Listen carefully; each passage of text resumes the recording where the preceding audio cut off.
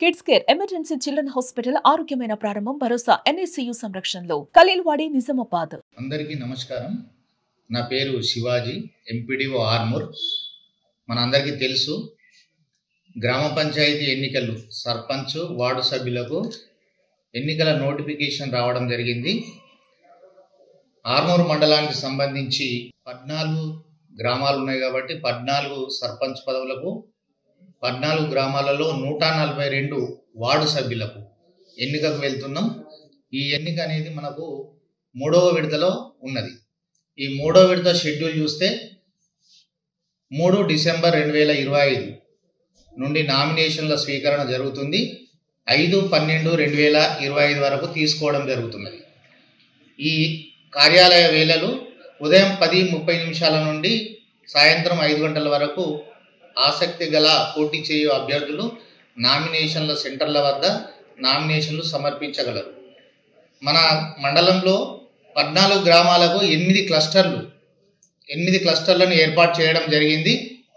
ఈ 8 క్లస్టర్లు ఒకటి ఏంటంటే గోవిందపేట, చేపూరు, అంకాపూర్, ఇసపల్లి, మంతని, మగ్గిడి, పిప్రి, ఫతేపూర్. ఈ 8 సెంటర్లలో నామినేషన్ సెంటర్లను ఏర్పాటు చేస్తాం. అనుబంధ గ్రామాలు కూడా అక్కడ సమర్పిస్తారు. కాబట్టి అందరికీ విజ్ఞప్తి చేయనది ఏమనగా, ఎలక్షన్ కోడ్ అమల్లో ఉన్నది.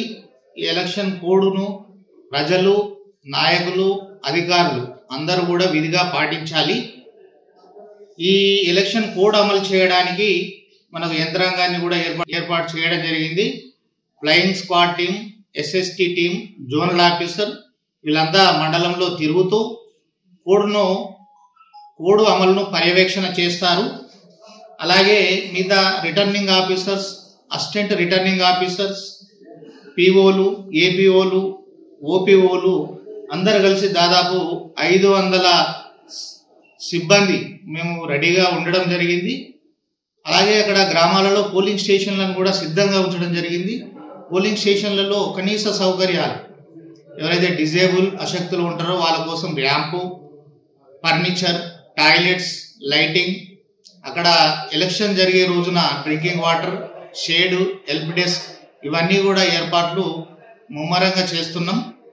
కాబట్టి యంత్రాంగం అంతా కూడా ఎన్నికలకు సిద్ధంగా ఉందని ఈ సందర్భంగా తెలియజేస్తూ అందరూ కూడా సహకరించాలని, అలాగే ఇంకొక ప్రాముఖ్యత గల అంశం ఏమిటంటే, ఈ ఎలక్షన్లు అనేవి ప్రజాస్వామ్య దేశంలో స్వేచ్ఛాయుత వాతావరణంలో ఎలక్షన్లు జరగాలి.